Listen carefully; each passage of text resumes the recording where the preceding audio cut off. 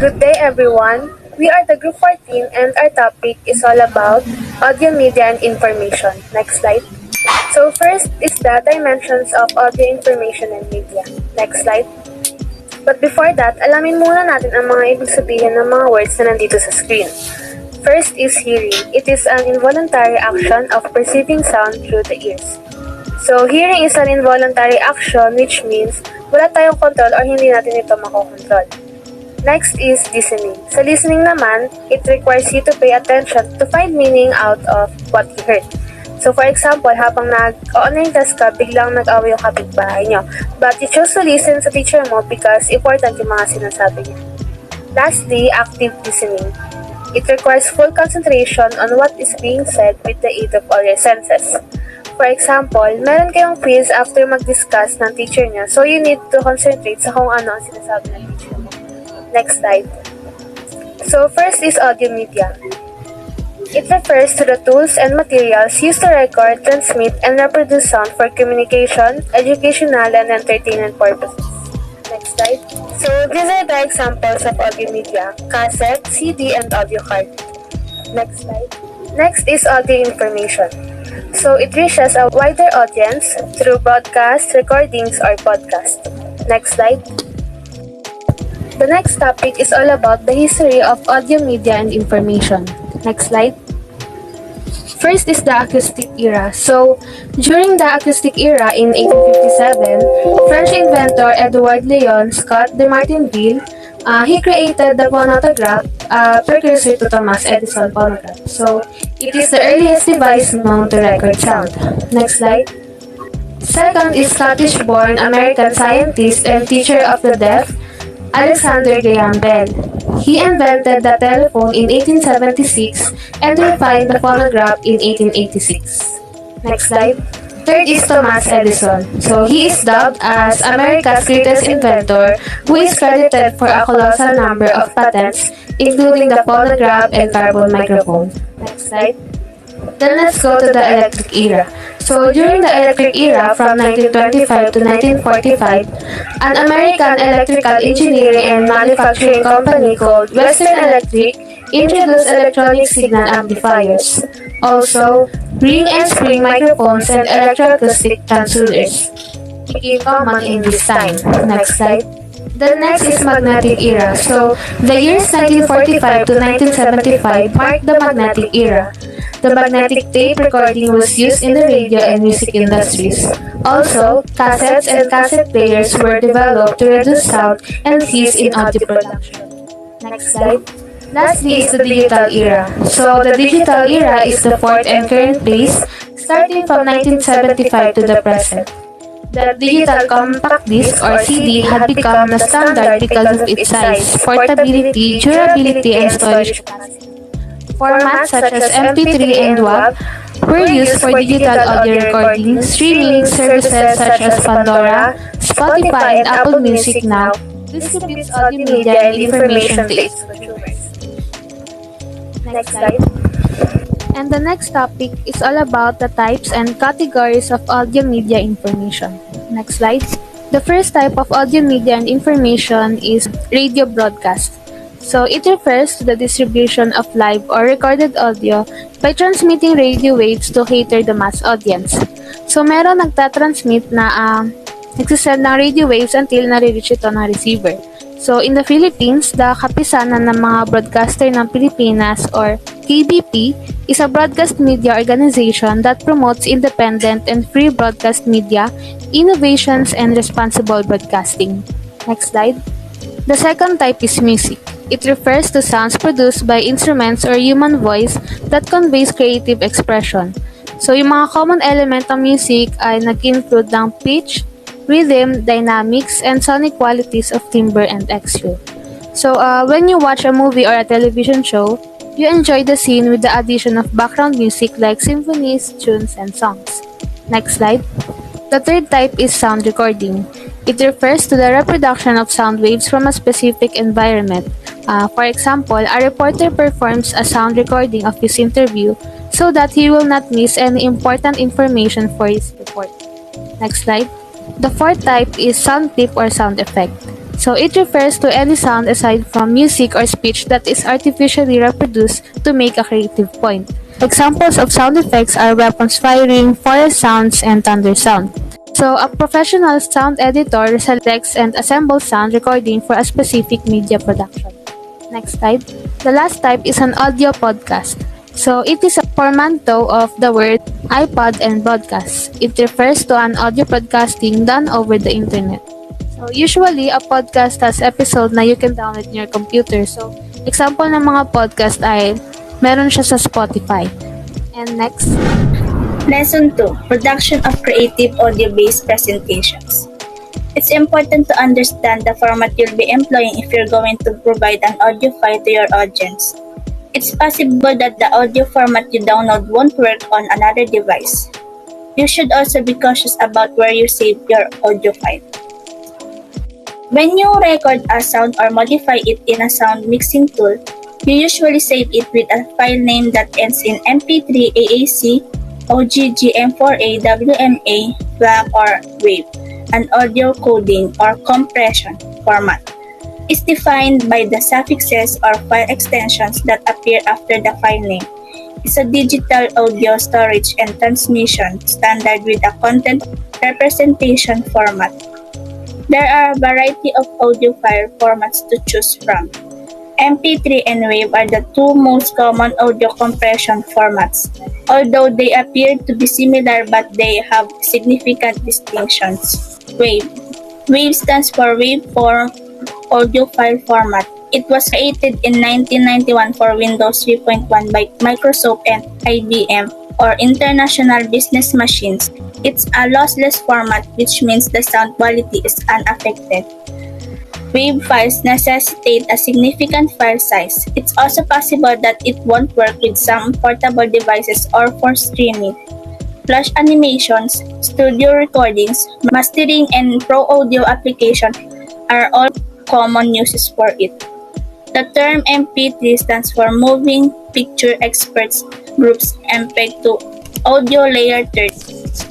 MP3 uses lossy compressions, whereas WAV is a lossless format. It indicates that converting audio to MP3 reduces both the audio quality and the file size.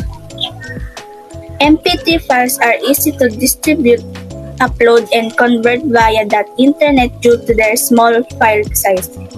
Because of its interoperability, it remains the most audio format. It's ideal for online sites and films on the internet. Now, let's talk about the different ways of storing audio media. The first method is through a cassette tape. It is based on a magnetic recording made up of long, narrow plastic film strips. Because cassette and VHS tapes are compact and inexpensive, they're popular for home entertainment in the 1980s. It's also employed in the archiving process. Cassette tape is an analog magnetic tape recording and playback medium for audio. Editing entails manually cutting the tape and then using adhesives to join the pieces together.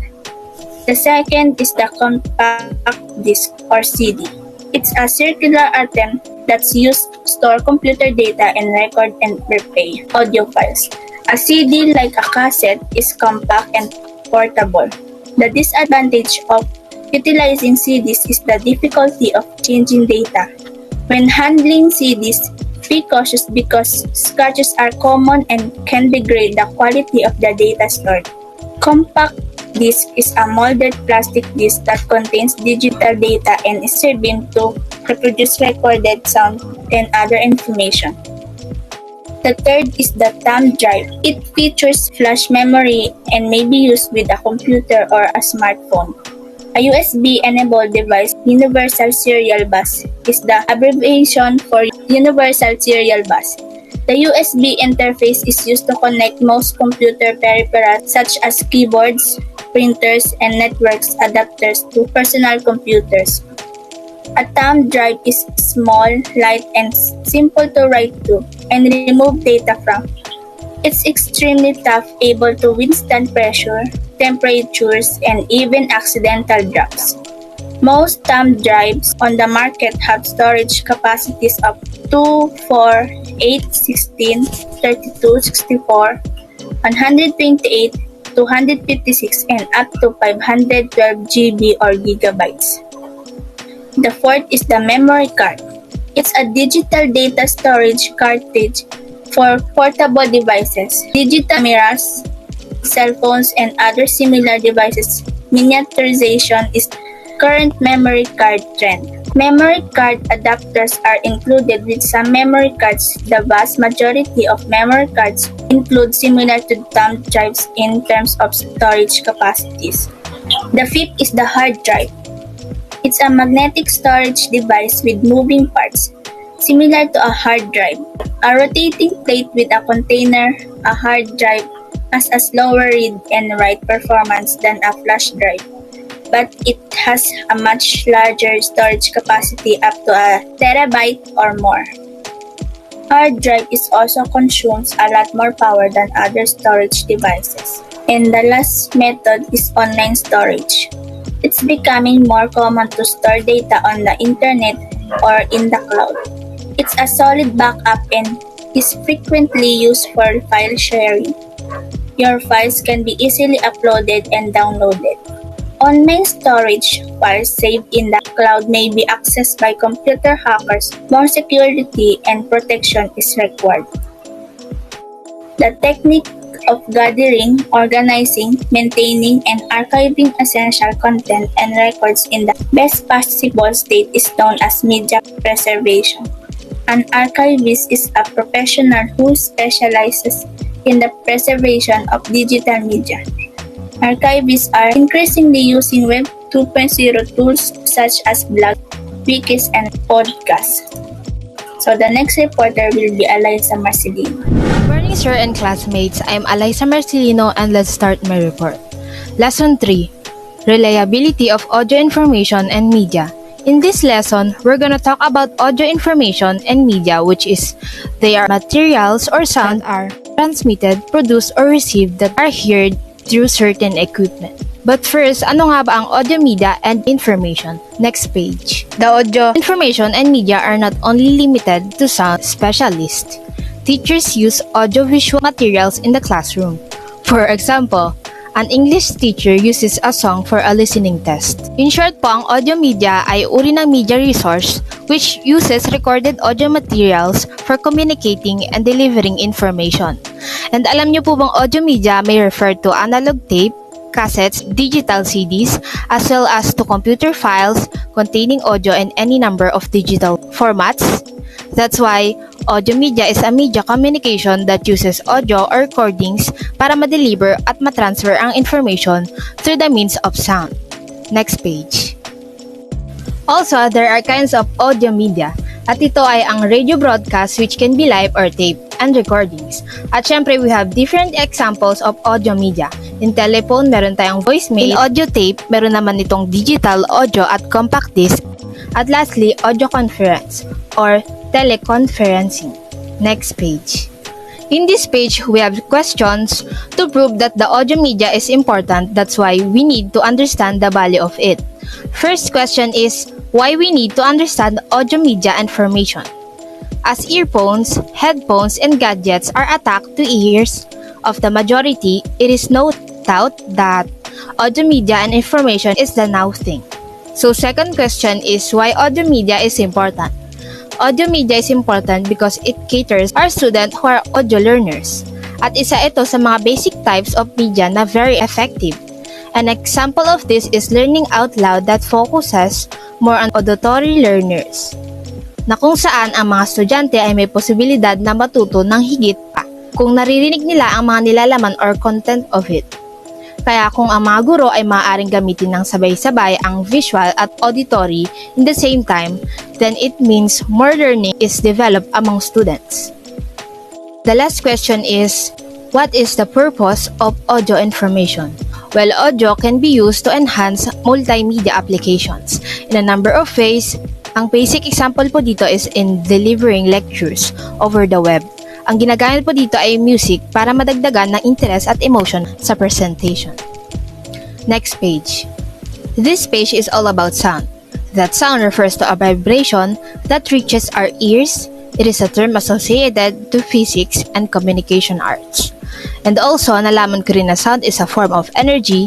Sound is produced by the vibration of the body, and sound is sensation produced by stimulation of the organs of hearing By the vibration, transmitted through the air. So, next is sound only has 4 characteristics. They are volume, tone, pitch, and loudness. Volume refers to the loudness based from the sound wave's intensity. Tone refers to the vibration, modulation, and intonation of sound. Pitch refers to the highness or lowness of sound. Loudness refers to how one perceives sound pressure. So one of the characteristics of a sound is volume, which is an intensity of a sound. Next is tone, means the audible characteristic of sound, while pitch is how high or low a sound is, and loudness refers to the magnitude of the sound heard. Now, let's talk about more. The basic characteristic of sound consists only 4 fundamentals, which is yung volume, tone, or pitch, at loudness nga po. And ang pagkakasunod-sunod na mga characteristic of sounds at ang mga arrangement nito is what makes music subjectively pleasing o mas kaaya-ayang pakinggan at mas tinatangkilik dahil ito ay mas nakaka-enjoy. Also, the 4 basic characteristic of sound ay makikita sa lahat ng mga sounds from any source, including those made by musical instrument. Next page. Audio console. An audio console is the primary piece of equipment in an audio studio.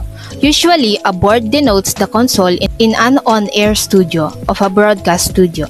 The term mixer may mean a smaller console. The basic definition of audio console is to combines, balances, and routes the signal. Ang simple console ay pinagsasama ang ilan sa mga incoming signal into a single output. And also, audio console is a scientific instrument na binubuo ng mga displays and an input device na magagamit ng isang operator to monitor and control a system, especially a computer system. Next page. Let's go to the 3 primary functions of a control board, which is to mix, amplify, and route audio. Mixed audio consoles are sometimes referred to as mixing boards. Amplify the audio signals to appropriate levels.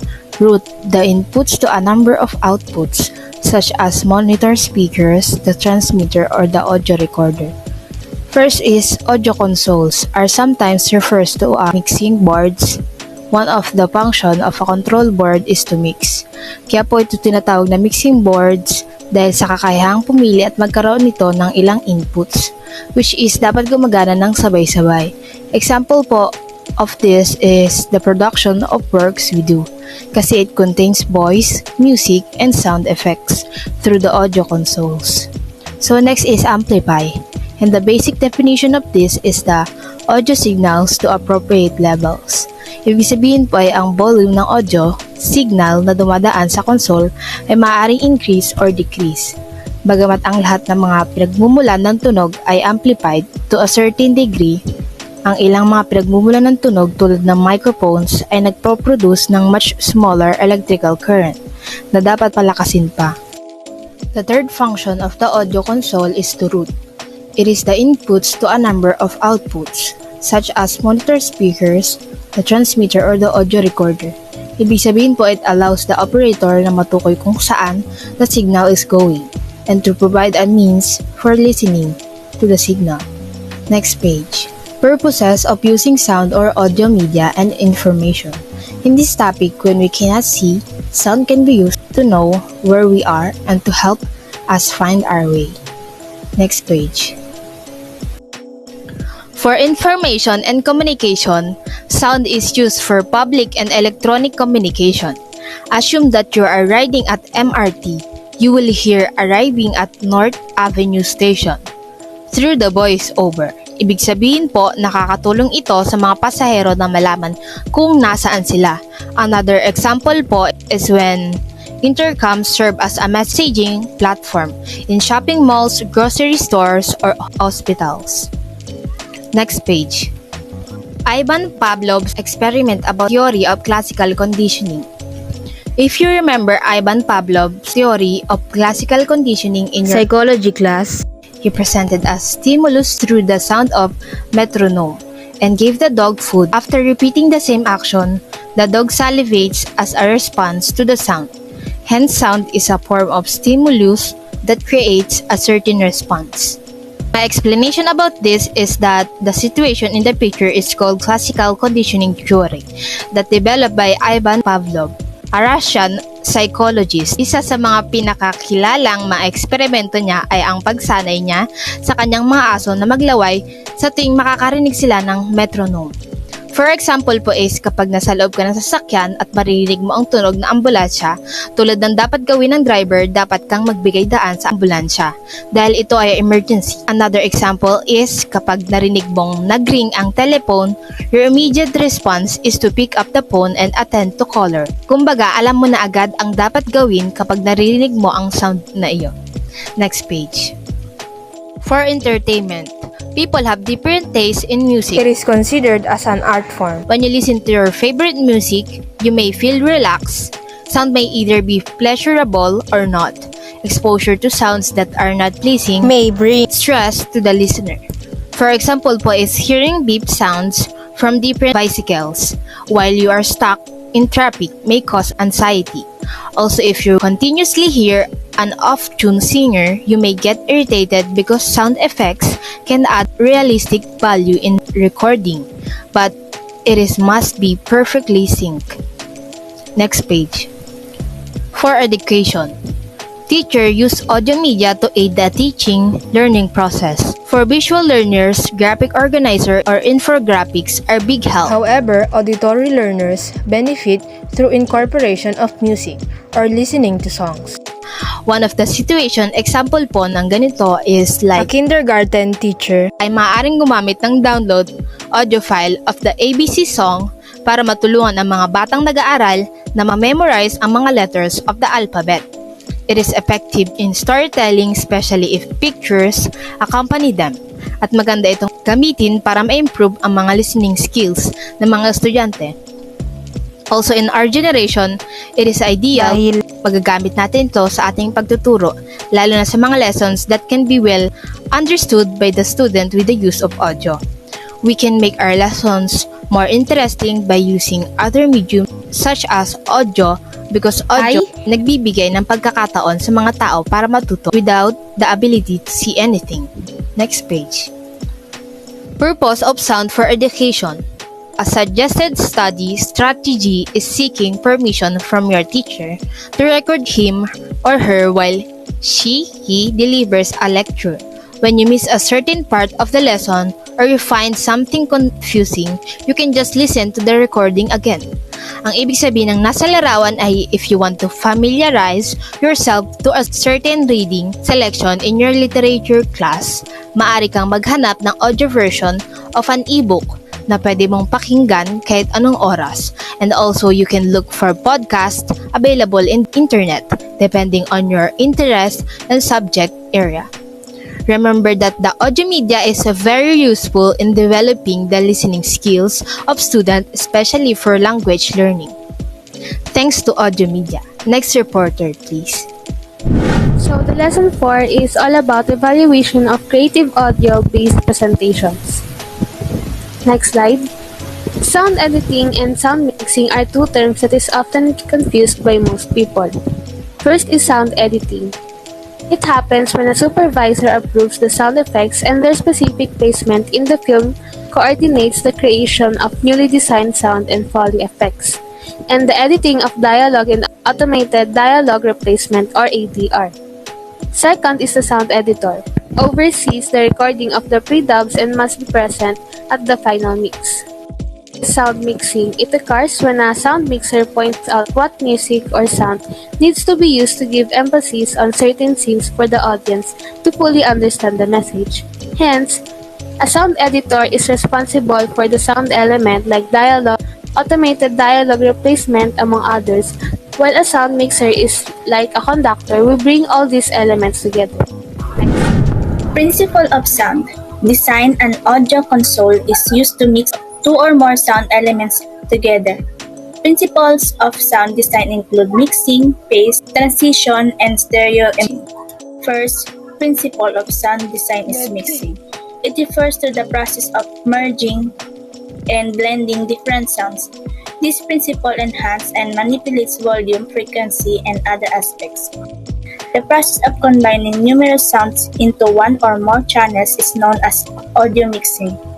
The volume level, frequency, content, dynamics, and panoramic position of a source are all altered or increased throughout procedure. Second principle is phase. It refers to speeding up or slowing down the sound generated when manipulating the time. Phase, the terms speed and slow have frequently been used to describe sound reproduction. At its most basic level, phase is the same as tempo. The third principle is transition. It describes the transition from one section or clip to the next. Fade in, fade out, crossfade, and segue are sound transitions that are often employed in audio production work. Fade is the gradual increase or decrease in volume. Fade, a slow increase or decrease in the volume of an audio transmission, is referred to as fading. In the same way, phase can be applied to film cinematography or theater lighting. A fade-in refers to a slow increase of volume from silence to the desired level. Fade-in is a gradual increase in volume from silence to the desired level. Fade-out is a gradual decrease in volume from full volume to silence. A crossfade happens when one element is fade down as another sound is fade up. Crossfade, the smooth transition of a sound between the two audio files on the same track that are the side by side. A segue is the transition from one element to another without overlap or gap. Segue, a smooth transition from one piece of music to another. Sound transitions. The last element is Stereo imaging. It refers to how sound is perceived in spatial areas of the source for depth. Ibig sabihin po ay para ma-achieve mo ang good stereo imaging, kailangan mo munang gumawa ng balance at contrast. Better to use small delays times, and I suggest filters dahil matutulungan po nito na mapalawak ang iyong sounds. Also, you can use chorus, unison, and stereo detune for modulation effects.